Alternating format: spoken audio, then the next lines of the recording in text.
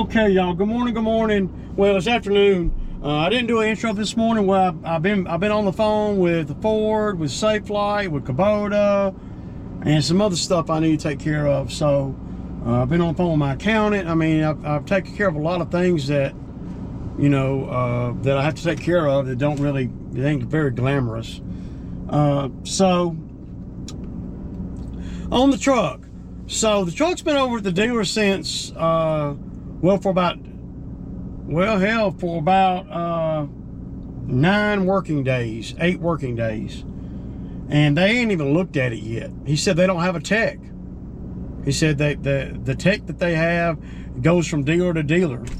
They said they ought to have something, ought to know something by Wednesday. So I don't know what people would do if they didn't have another truck. I mean, I don't know what people do, man. It's crazy. I got another vehicle, so I mean, and they ain't even fixed it. I mean, we're just trying to get a quote. And at the end of the day, and that's what I was saying when I was taking it over there to them and all that. See, my time starts getting in the way of what it's going to cost, because I'm not going to want to go get it and take it to another dealer. So I talked with Safelite, the owner of the store over there. They're like a franchise, so it's all ready to go. They're ready to pay it. At least that's what they told me, and I got it in an email. So they said let me know, because I wanted to touch base with them, because, well, it'll be 2 weeks Wednesday since I was over there. I mean, and I'm trying not to get pointed with the Ford dealer, because I really like the guys over there, and a lot of the mechanics and stuff that I deal with in my area, they know all those guys, right? And my mechanic actually told me before I took it over there, or when I was on my way over there, he said, "We'd be lucky if they got a tech that can fix it, man." And I'm like, "Dude, are you serious?" And I'm thinking Ford dealer, but they, Anyway, so that's that on that. So I reaffirmed with Safelite, let them know the what's going on. I talked to Kubota this morning about the glass and the window and all. And all I gotta pay y'all is $250, and it's everything that happened is all under the insurance. So I gotta pay a $250 deductible, and that's all I gotta pay. And they'll even come get the machine, so and bring it back. But they don't have the part in stock, and the guy told me, the service guy told me that they have not had to replace one of those bottom windows yet. The door and the top window, yes, but not on the 75.3. Now on every other one they have, them personally, so I had called them. They told me to call the Kubota insurance people, so I called the Kubota insurance people. Talked to a guy, took down the information. He said an adjuster's going to call you. Within 10 or 15 minutes, the adjuster called me back. I sent him pictures and everything, and it's approved. So now it's just about my dealer getting the glass.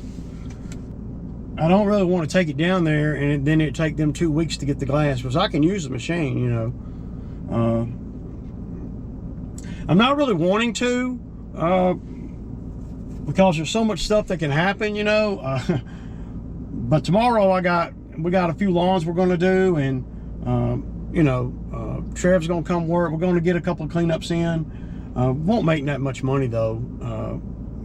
I mean, if we do $600, I'll be feeling pretty good. I was cleaning out the machine, got all the glass out. I got the rubber piece out.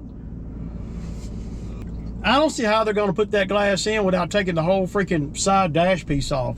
So in the truck I was talking about, I don't see how they're going to put this glass in, and I still don't. How are they going to get the glass in there? Now these right here are the things that hold the glass on, but I don't see how they're going to even get it in there.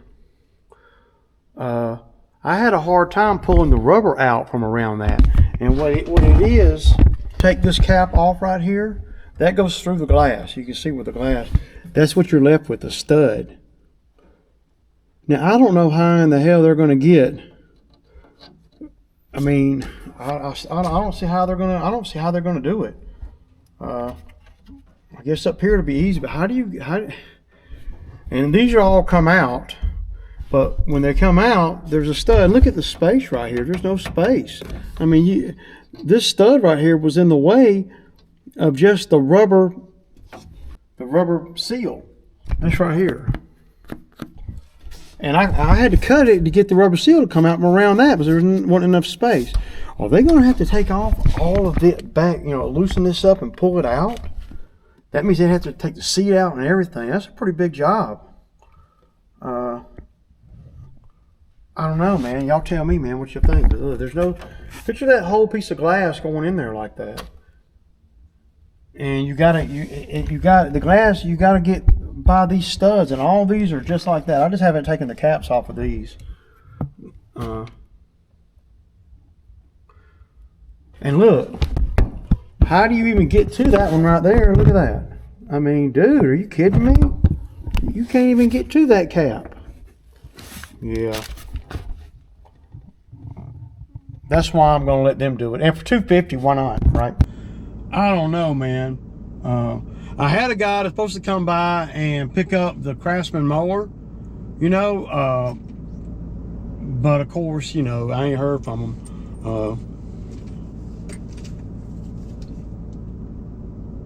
He told me around 2. I texted him, he told me around 2, and then I texted him the address, and I ain't heard back from him. So, yeah.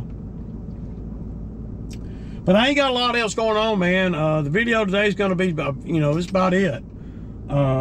So I did, on the job that I looked at yesterday with all the sod and the drainage problems, they weren't really having a lot of drainage problems until they built that porch. Now, I don't know what the concrete guy was thinking about when he built a porch like that, and, and not run the downspouts from the back of the house, into the concrete and let them. And I mean, he could have came off the back of the house and ran up. I mean, you're talking about he could have ran pipe for his 3 or 4 downspouts on the back there. He could have ran all 4 of them under the concrete, and we're talking about for less than $100. I mean, he could have bought a roll, well, maybe $150. And I'm sure they would have. Yeah, I'm sure they would have splurged on that. Go from the downspout, you could have bought a 100-foot roll of pipe, and it wouldn't have taken no time. You wouldn't have hardly had to dig very much or anything. Just have it come out down on the other end where the air conditioner is on that side. I don't understand. I don't even know. I'll be honest with you. If I was going to do concrete like that, I wouldn't even do the job if I was going to do it like that.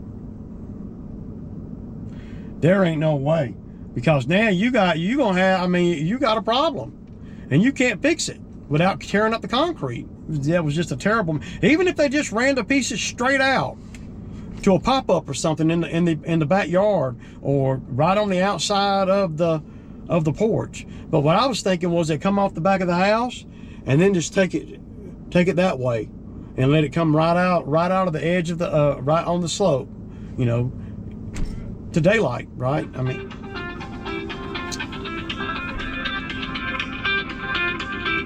hello, this is Ray. Mallard, I just saw your information on Nextdoor, and I was wanting to see if you're taking on new customers and if you will do price quotes. Sure. Where are you located? I am in Sonoya, right off of Gordon Road, right across from the Fire Station 15 and the little horse. I know exactly where that's at. Exactly. What's that? I know exactly Oh, where Brook that. Run. Exactly where that's at. Are you in that neighborhood right there? Yeah, there's only two streets. Concord Court is the main street off of Gordon, and then there's only one other street, Brook Run. Okay. Can you text me the address? I am taking on customers, and I love customers that are close by. You know. Yeah, because I was looking for somebody in Sonoya. I've had somebody in the neighborhood doing it. So I've only moved here since 2021, and his daughter graduated, and he's talking about stopping it. He mentioned it last year, so I've already took on a new company for the pre and post emergent Nature's Turf. Sure. But I need somebody to do the yard, the mowing, the edging, you know, that kind of Right. thing. And I'm sure that we can work it out. So I need to get by there and look at it. And it's I do it after the season starts. What I do is I do an every 2 week deal. That's what I like. I like every 2 weeks. And then sometimes the day might fluctuate a little bit, weather and things happen because. Okay, y'all. So y'all see that's a new customer, a potential customer. You know, I went on and turned the camera off because, well, she was going into a lot of other stuff that, well, be not good for video really. But that's what, you know, that's what's happening in this, you know, March. And she's like, I don't know, maybe 3 miles from my house. I mean, not far at all, man. And that's the goal for me this year, is to try to, every time I pick up one in here. Now, I don't know if it's, well, you got to ask yourself, well, I know this. I've been doing it way too long. Every customer's not for me. And after talking to her for a minute, I might not be her guy, because she seems like she might be a little more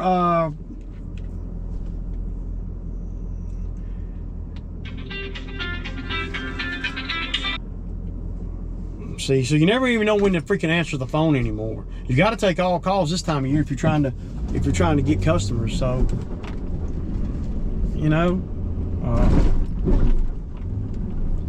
I don't know, man. I'm just well,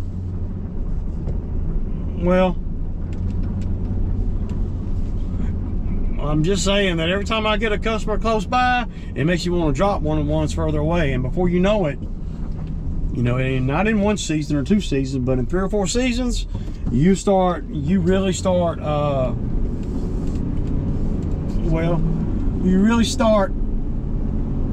making more money. You're making more and it's costing you less. You're hitting it on both ends. The trick to this game, y'all, if anybody's trying to get into it or whatever, is your density. And then right behind that is your efficiency. And then right behind that is your equipment. And they're top 3. Your density is everything.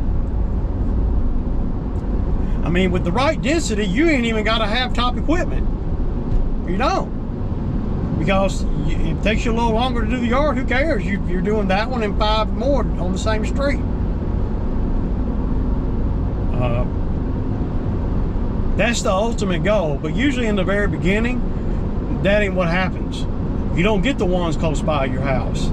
You might get a few, but it ain't enough to make a living. So if you're in the game for a long period of time, like I am, you're able to pick up the customers that are close by, and as they come in, you start. At first, you want to try to do that one and the ones farther away. You want to do it all. But then some, you'll drop because of the drive, or, you know, with me and the labor problems that I have, if I can keep the whole lawn care maintenance within 10 miles of my house, oh my gosh, I'd make a killing. I'd make a killing because it wouldn't cost me as much, and I could do more in the same time. If you got to drive for 45 minutes, an hour, or 45 minutes, or even 30 minutes to every job, I mean, you'll make it, but you ain't gonna make as much as you will if you can drive 5 minutes between every job, or not even have to load up. I like the ones that are close to my house, personally. Because another thing I can do there is I can maneuver things around too. You know, if you take on some that are further away, you have to be a lot more orderly about how you do things, because you can't just go down there and do that 1 yard and make money if it's farther away. You got to make sure you're doing all the ones that to justify going that far. And around my house, I don't have to do that. I can go up the street in my neighborhood or whatever. I can do them cheaper and still make more money. I mean, that's what I've been doing for years. The first 3 or 4 years, though, I couldn't hardly get a lot of the customers that are close by. You know,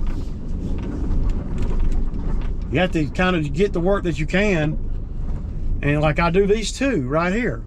They're within 3 miles of my house. See, it's a lot easier on every aspect of the business when your density is tight. But I mean, you're not hardly in control of your density in the very beginning, because if you don't take on work that's further away, you might not have enough work to make a living. And then next thing you know, you're back at the office working for the man. Just saying.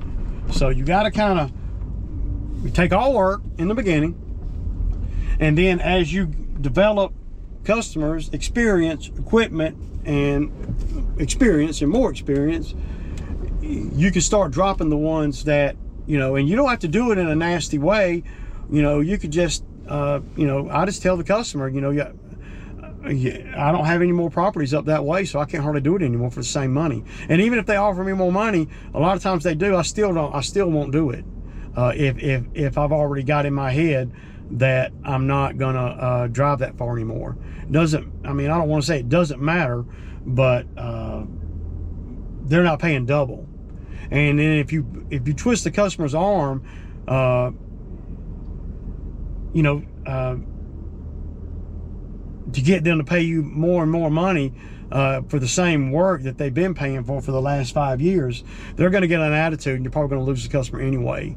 There's a lot of intangibles and things that a lot of inexperienced guys don't know that I do know about customers and people and behavior, and what to expect from this customer or that customer, and what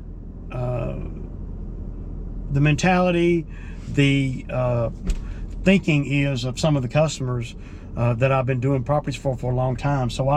And then just knowing people, you know, if you all of a sudden go up on the customer that's far away, or you're going to drop them, and you call them and say, look, Miss blah blah blah, you know, everybody up in that area, I don't do their properties no more, so I'm not going to be able to do your property no more. And then a lot of times, with me anyway, they come back and they say, well, how much more would it cost?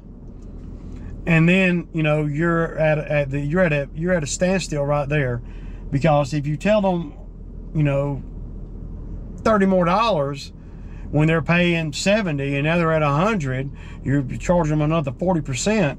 They're not going to want to do that. And if they do that, the relationship is probably going to change. Not all the time, but most of the time the relationship changes. Even though you might not know the relationship has changed, it will when the summer gets there, and they may do that for a minute, but as soon as someone else comes along, they're going to fire you, because they got somebody else that is reasonable, and you had to become unreasonable because of how far they are and how much work you don't have around them. So now they're looking at your price like you're trying to beat them, when really you're not. You really don't even want to do it for the $30 more, because $30 more is not gonna, it doesn't move the needle when you're talking about an hour of drive time or whatever, and then, or 45 minutes of drive time with 2 people, you know. So it's just some quick little tips, you know, in the game. As long as I've been in the game, you learn all these things, and you learn you learn to see the future just a little bit. And like I was saying, that customer that potential customer just called me. I don't know if she's going to be right for me. I'm leaning toward her being too picky right now, but I will go look at it. I will meet with her, and I will see if it's, you know, one thing that I did notice with her is that she don't mind spending money on her property, because she done had mulcher out there. She said she had over 30 loads of dirt brought in, tandems. So she done built up a whole damn side of the yard, and that cost a lot of money. She had grading and drainage put in. So when you know all that, that's a good thing and a bad thing. The good thing about it is, you know, she don't mind spending money on her yard. It's important to her. The bad thing is, a lot of times when people spend that kind of money, that they're really picky. They'll spend, but they're really picky. And then if you're a contractor like me, where I don't do well in picky yards and stuff, I know that, then it doesn't matter, you know, what they're paying or not. I just don't like to spend a whole bunch of time doing the little bitty nitpick stuff. We'll do the basic stuff, you know, edge, weed eat, mow, and blow. But I'm not into customers that are green thumbers. But I give everybody the benefit of the doubt, and then, you know, I might be able to learn something too. So I'll look at it. And one thing that she did say, I don't know if I turn the camera off, is that if I get her yard, then I'll probably get 4 or 5 more in there.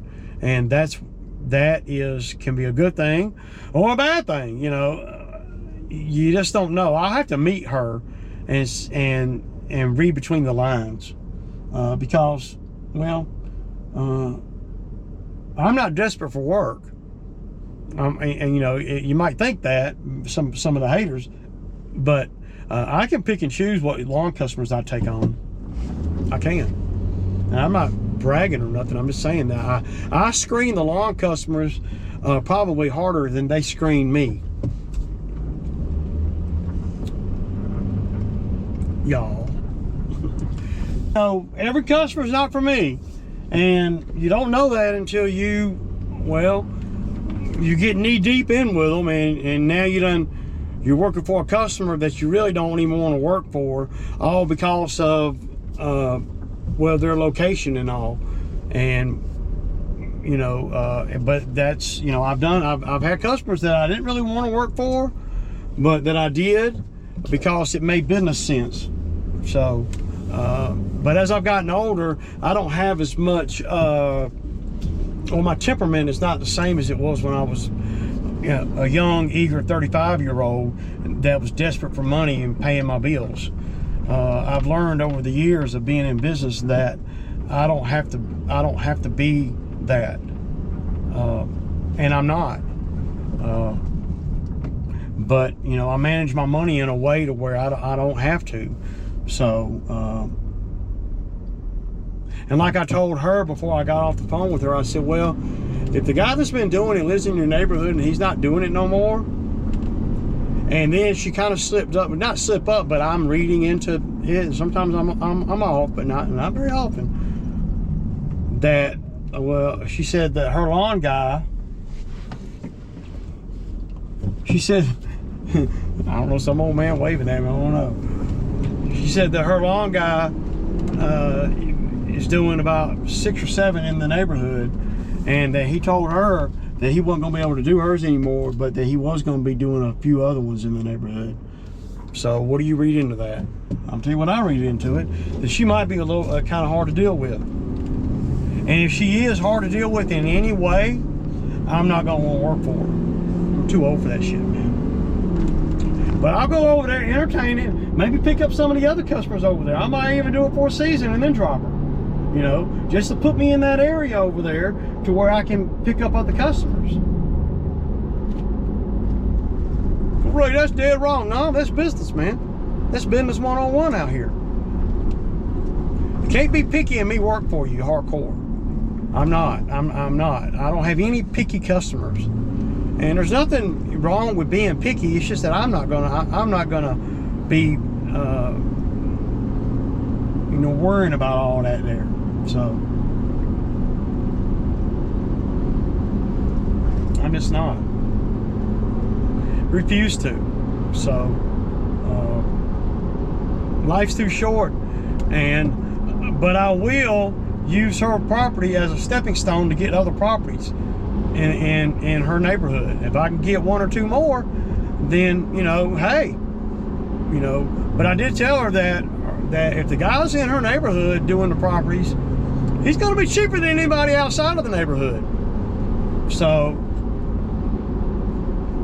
you know, I mean, and with all the work that she says she's had done, she got money. Because people don't spend money like that unless they got money. They ain't scratching and clawing if they're bringing in 30 truckloads of dirt. No. So,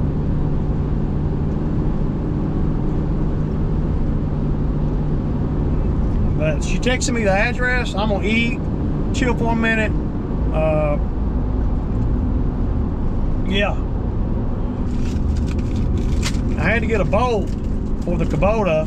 The thing, the clamp that holds the hydraulic lines in place on the cylinder that locks the attachment on and off.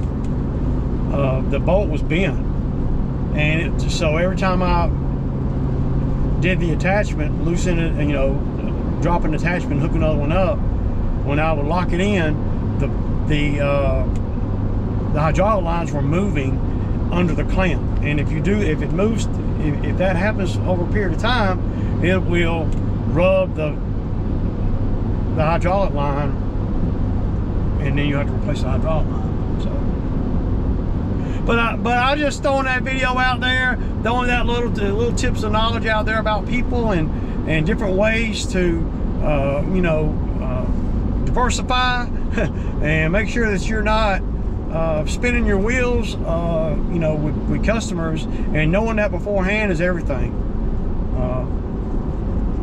If I can't see this customer being a good customer after the first trip or two, then I won't want to do the property. I may do it, but I won't want to. And then once I get to a point in my head where I don't want to, it's just a matter of time then.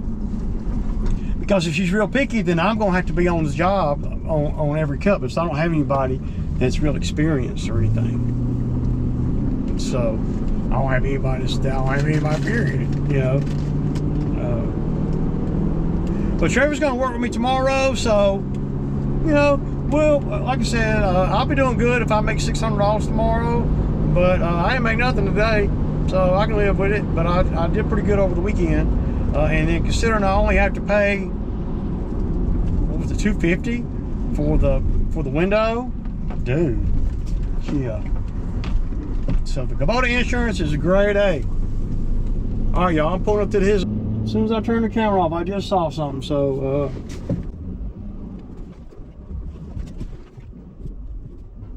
ooh, I see right here, there's about, they just had some work done, and it looks like there is about 5 or 6 big stumps, cedar stumps, right there on the property line. Yeah.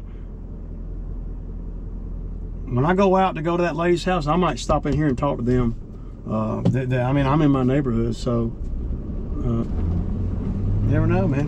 You never know. All right, y'all, back to it.